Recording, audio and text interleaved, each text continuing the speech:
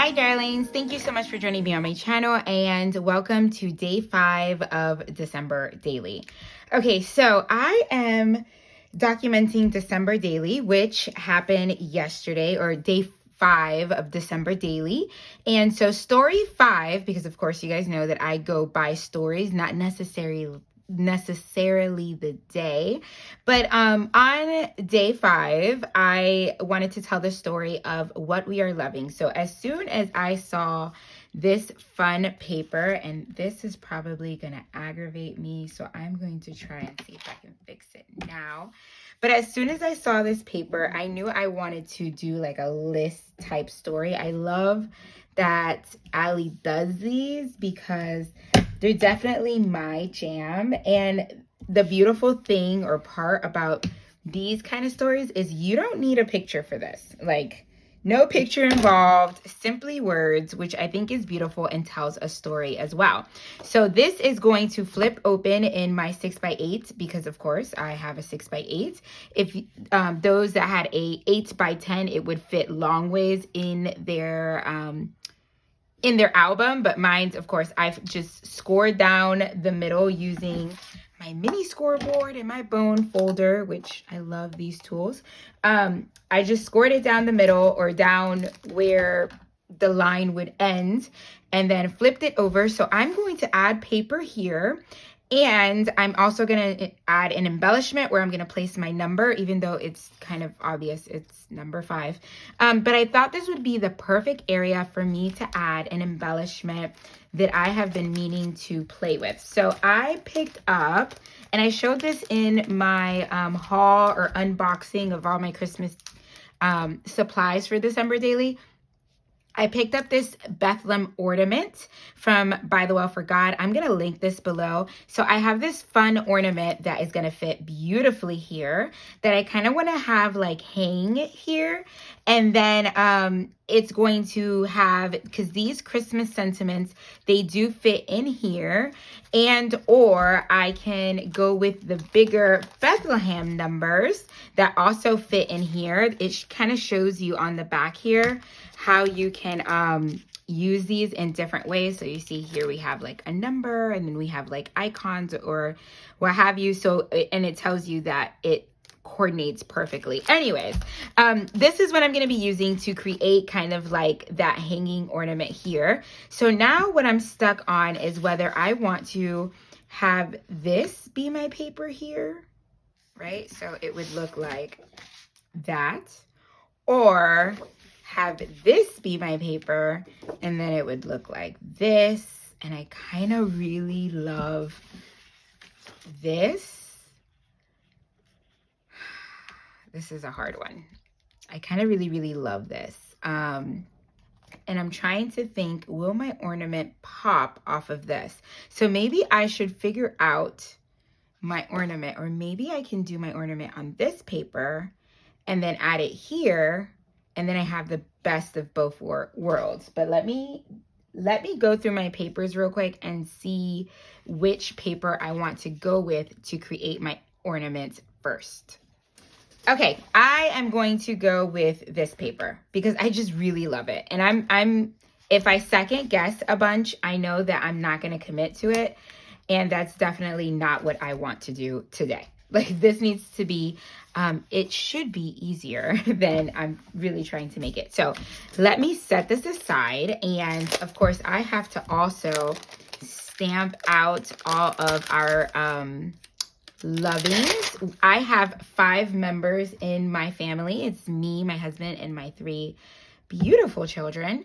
And so I thought, oh, this is perfect, because I know a lot of people were going to do 5 things that they were loving, but since I have 5 members of my family, it was perfect for me to add each of us there. So I cannot wait to kind of document that.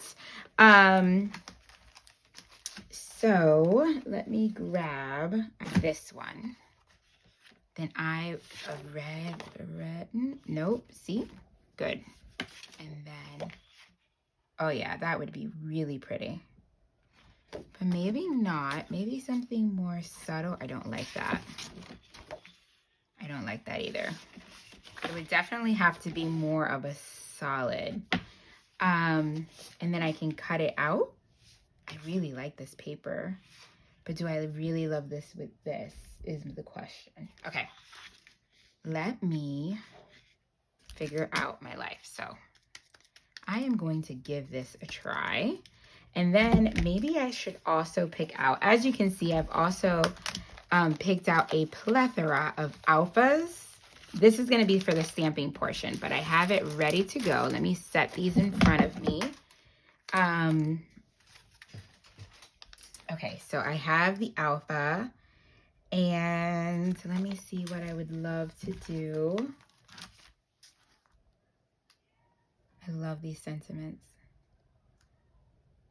Joy. I love that joy. That would be cute. I can do joy. Should I do it in the front?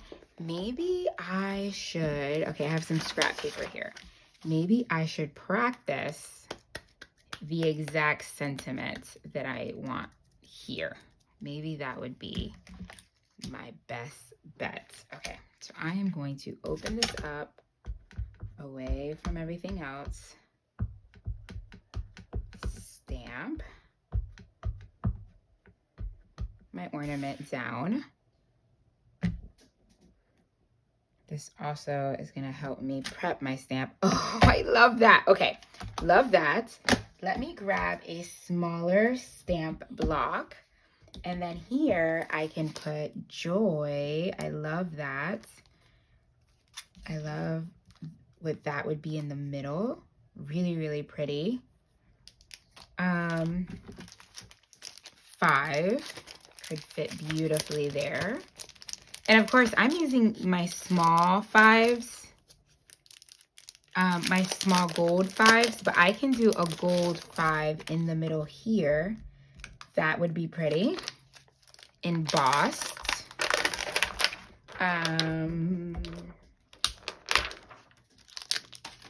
Really pretty embossed. And then add that kind of like as a dangle element. I really like that idea. Okay, I think, let me, because I would want to emboss that middle part. Okay, so I have an idea. Let's go with it. I'm going to paper piece the rest of it. Okay, so let me stamp this out. Okay, so I'm going to stamp out with this black VersaFine Black Onyx ink. It is my favorite ink for details like this, and it stamps beautifully. I really, really am happy that I chose this red paper because it definitely pops off the multicolor pattern paper crosses that I'm using there in the background, but also you're going to see that the gold embossing for the number 5 turns out beautiful. It really pops off of the red very beautifully as well. So I'll fussy cut out this ornament really, really well, making sure I get all of my edges, and then I'm going to start the embossing process. First, I'm going to heat set that ink all the way around just to make sure I don't smear it. This also is going to help me heat up my heat tool so that when I start embossing, it is ready to go. I'm going to pull out my Versamark sticky ink. This is the best ink for embossing. It works really well for me. And I am going to grab like a piece of paper that I'm going to place under here once I pour my embossing powder. I've been meaning to buy an embossing tray, but I haven't picked one up. I always forget to order one when I make my big craft hauls. But look how pretty that is. And then I'm going to bring this up close so you guys can see how this changes under the embossing magic. I absolutely love embossing. I feel like I don't do it enough, but I love watching the colors turn. Look at that. Beautiful. And I did get a little bit of the embossing ink over on the right hand side, but that's okay. I will cover that up. So now I have my emboss 5, and I will emboss that top part and add it later. But now I want to take my take my X-Acto knife, and I'm going to cut all the way around this little circle here because I want to make sure that I get that popped out because I want it to dangle and I want to use it as a dangling ornament. So I have to get this middle part out. which was super easy. Then just a trick for you, if you have a little bit of white paper left, I just grabbed my black marker. It's actually my daughter's, and colored in the little black part, and you can't even tell because I stamped out with black ink anyways.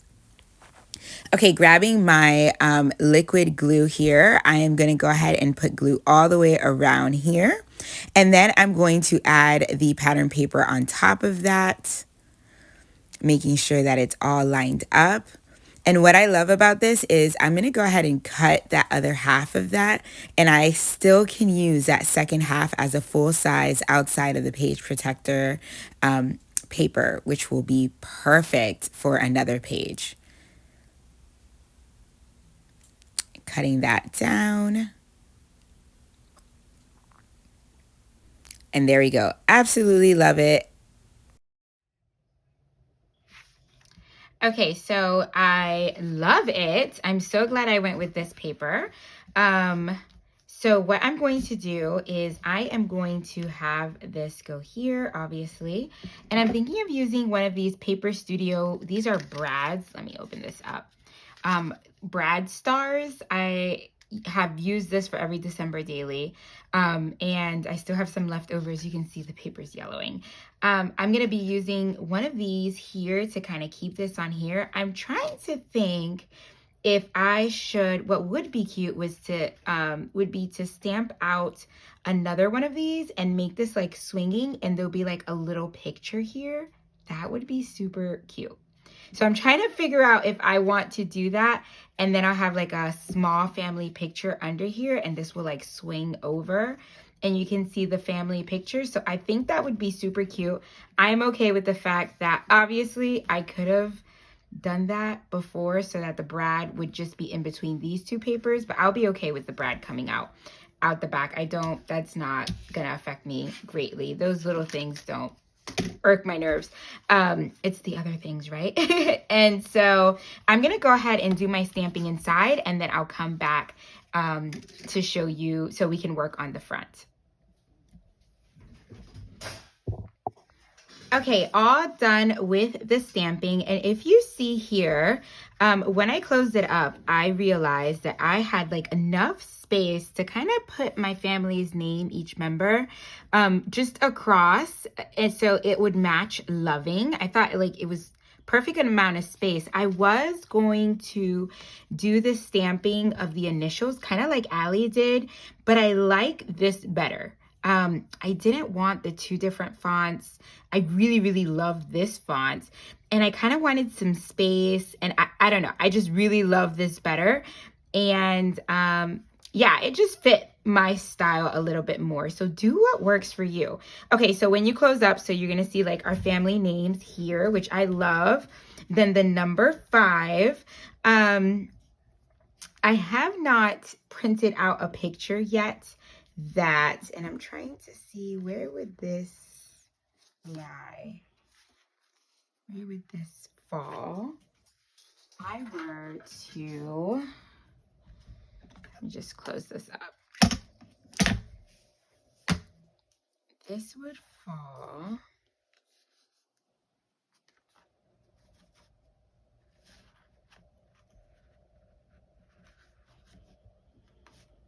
in between the music, which is fine. Okay, that would fall there. And then I'm trying to, because another idea I had was we can put something at the top and have it dangle here. It's another idea I had. Okay, so let me see. If I were to have, here we are, the wheels are turning here. I were to have some of this string, and I also have some white and gold. Let me pull my white and gold one. Hold on. I do have this one, and this would be, I think this would be perfect. Yep, this would neutralize this a lot. Okay, as you can see, this is from something that I received from someone else because if I think I can use it, I will save it. Okay, so let me see where the end to this is. Here we go. And then what I can do is, let me loop it through here. And then I can put this here, and that can kind of dangle. I like that idea. It can kind of dangle. There's nothing on the back. Or I can put my family picture on the back. I don't even have to put, okay, I do love that idea. Okay, so I also wanted to emboss that, so I can't forget that. And I can put, let me see, if I put this brad, I'd be able to loop it around that brad.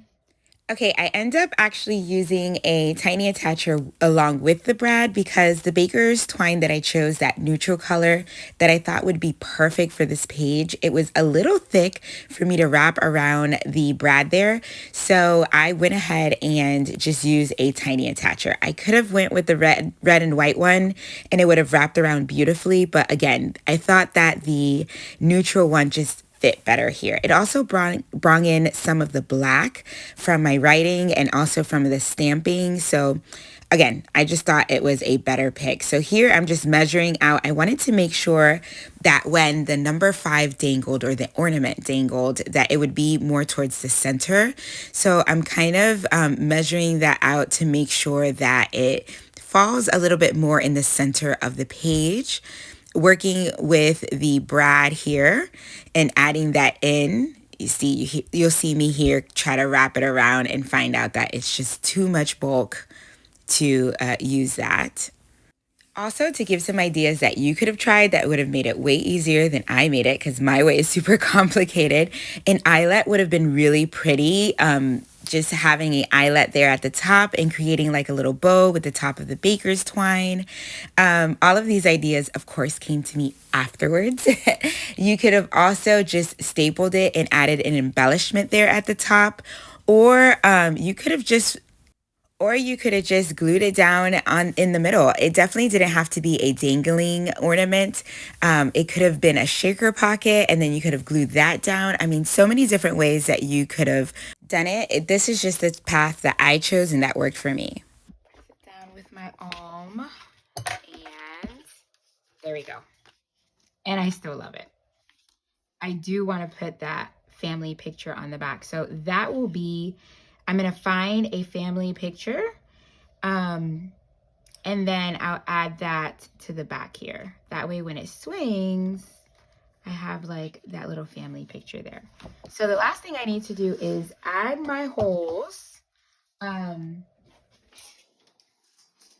my holes, which I probably should have done that a while ago. All right. This is usually one of the first things I do, but of course I did not this time. I'm going to add, of course. Oh.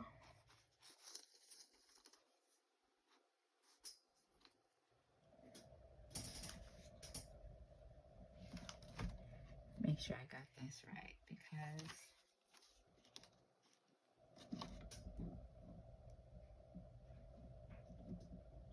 there we go.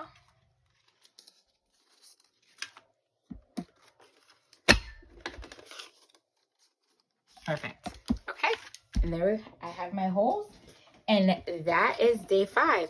Woo, that took a while, but I love it. I really do. I know I'm probably going to add that embossing right here, and then I'm also going to probably and then I'll add my picture back here. But that is it. That is day 5. Thank you so much for joining me, and I hope you have a good night. God bless. Bye.